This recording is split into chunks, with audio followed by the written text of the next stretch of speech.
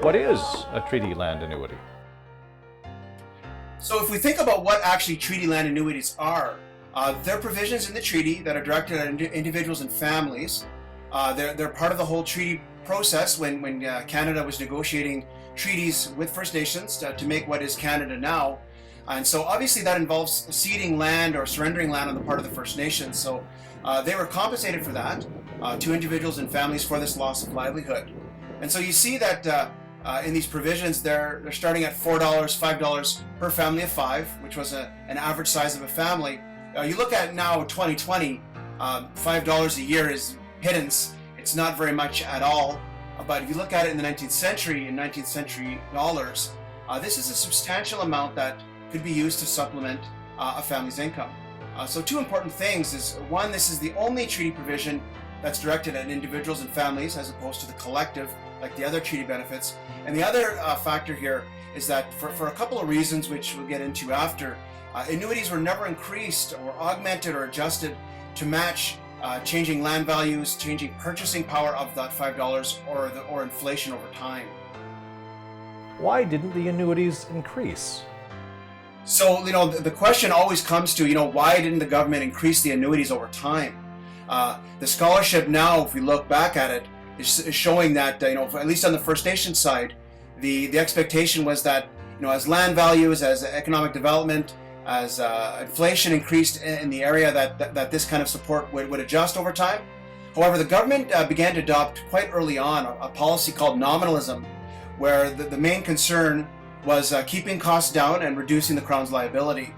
One of the main reasons why they adopted this policy was that there's nothing legal, there's nothing legally binding on them forcing them to do this. The Indian Act is largely silent on the issue of annuities, except kind of how they get paid and whatnot. There was no court mandate up until very, very recently, even to discuss it, that would force them to do so.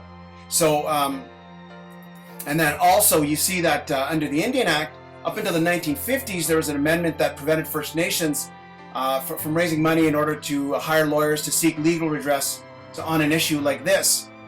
And then, over time, up until right now, there really is no voice that represents individuals and families, in particular on First Nations. There's a focus on the collective. We have groups like the Assembly of First Nations, which is made up of chiefs. So a lot of the concerns of the lawyers that First Nations hire and band councils themselves and First Nation organizations has really been focusing on the collective as opposed to the individual. Who would qualify for a modernized treaty annuity? So, more of a tricky question for now would be, in 2020 and beyond, who would qualify for an adjusted or modernized treaty land annuity? So you look at it in a technical sense, only those who are descendants of those who signed the 2 historic treaties in Ontario and those descendants of those who signed the 11 numbered treaties across the country, which up until 1921. However, if you look at it, modernizing treaty land annuities only for those groups would leave many First Nations who had not signed a treaty without this benefit. So looking at the numbers, about 60% of First Nations right now would qualify for an augmented treaty land annuity, whereas you look at 40% of First Nations across the country would not. In many areas like British Columbia and other areas where they haven't even signed treaty. A pattern to follow here would be like you look at other treaty provisions, like the ones that have to do with healthcare benefits, education, and social assistance. Those are eventually provided to all status Indians. So it makes sense that if we're going to modernize treaty land annuities now, that we adopt kind of a uniform policy of providing those annuities to all status Indians also, perhaps with the exception of some First Nations who have signed modern self-government agreements, that if they prefer their own system. How much would a modernized annuity be? Under a modernized treaty land annuity, how much would these First Nations get? This would be, of course, an interest primarily to the First Nations, the First Nations themselves, the individuals and families on reserve, but of course to the Canadian taxpayers who over time would be paying for that. And so they would want to know how much this would actually entail. So the quick and easy answer is that it would really depend on how a modernized formula was developed for augmenting treaty land annuities. And there's a couple ways that you could do it. First, it could be tied to changing surrounding land values. It could be tied to the increasing or decreasing prosperity of the regional economy, which was the case in some of the historic treaties in Northern Ontario. Or it could be tied to this whole idea of sharing the land or the prosperity. Métis leader and former Manitoba NDP politician Jean Allard, a couple decades ago, argued that the annuity should be tied to land values in the Red River Valley region of Manitoba. This is the region that he was thinking of. So he was looking at this, that a typical family of five with $5,000 per individual, if you actually increased it to modern times, so for about $25,000 a year for a family of five. So really a modest bump to incomes for families so that they could earn livelihood, obviously in other ways. So the intention would never be that this would be a substantial part. It would really be a modest supplement to First Nations incomes to help them. Why would this be better? I think first and foremost, I believe that it would be much more honoring the true intent and understanding of the treaties, and it would reflect changing conditions.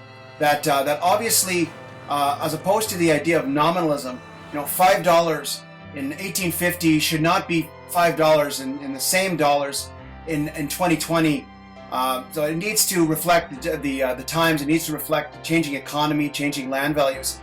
A very important reason that we've been promoting this idea is that it has the benefit of, you look at First Nation communities now living in many of them abject poverty, a lot of situations of poverty and different levels of dysfunction.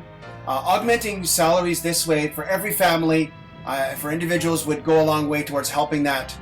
And as I mentioned before, augmented treaty annuities would be one of the few benefits that actually go directly to families and individuals on reserves, as opposed to a lot of the other benefits that just go to band councils. So you look at First Nations, where you see a huge disparity of power, both economic and political, between kind of the haves and the have-nots.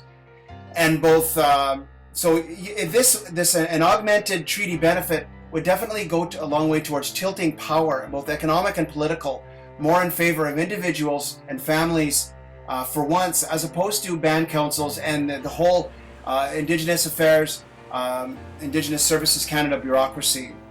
When it comes to total costs, are there savings too?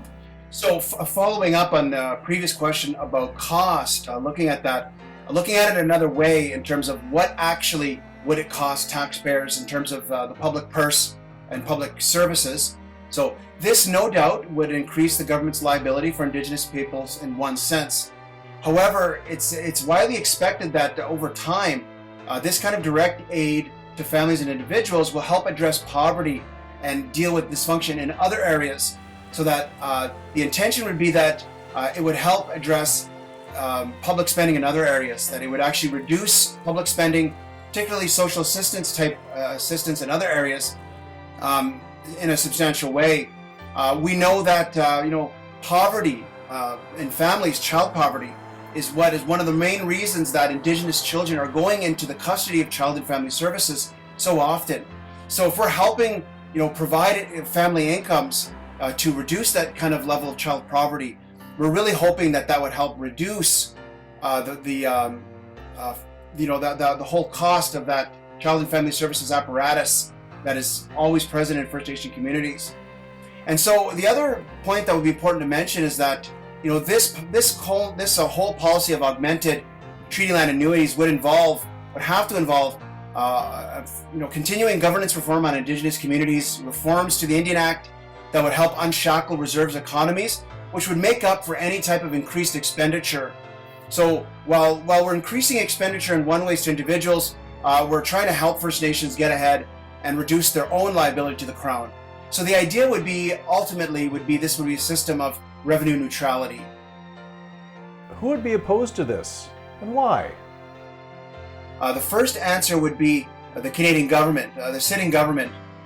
No government in Canadian history has really wanted to voluntarily increase its liability. This would obviously increase the liability of the Crown. So the government would likely be the strongest opponent.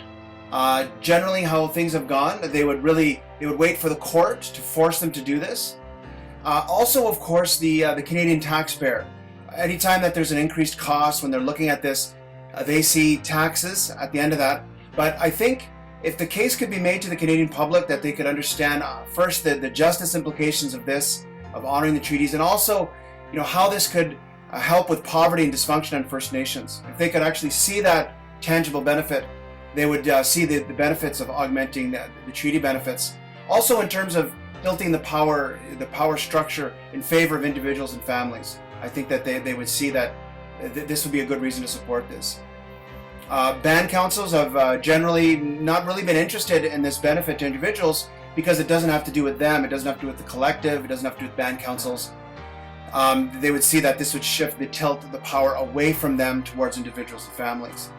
You look at bands in British Columbia and other provinces that have modern treaties and not historic treaties. They've been more historically indifferent to increasing annuities for communities that don't affect them.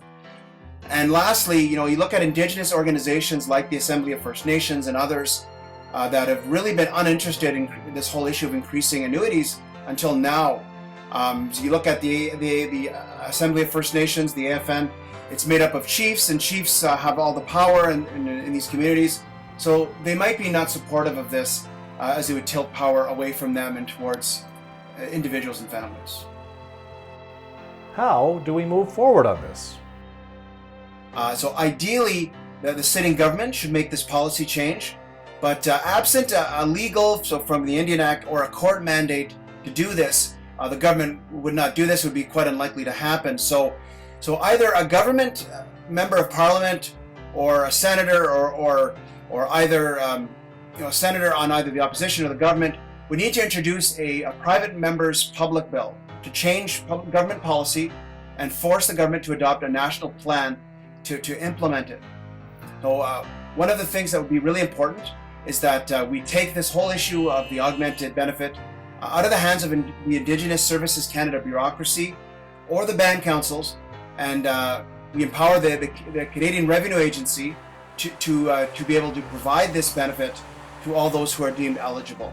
How can I help lend my voice to this idea? The first way that they can do it is the first way they can help is go to the Frontier Center for Public Policy's website, download, print off a copy of this private member's public bill that I mentioned, and send it to your MP or send it to your senator in your region. The other way is, citizens and groups can start petitions. They can send letters to their MPs or their senators. We have a right under the Constitution to petition our government, and oftentimes if these petitions reach their MPs, they can actually be read into the record and into Hansard, so that this idea gets more circulation. Just as citizens or groups, people can raise awareness of the issue publicly. They can write op-eds in their local newspaper or in regional, national newspapers, or they can organize debates in their area, try to get the whole issue of modernized treaty annuities out there. And I think that, but the main way, of course, is, go to our website, the fcpp.org, and download the private member's public bill and get that circulating.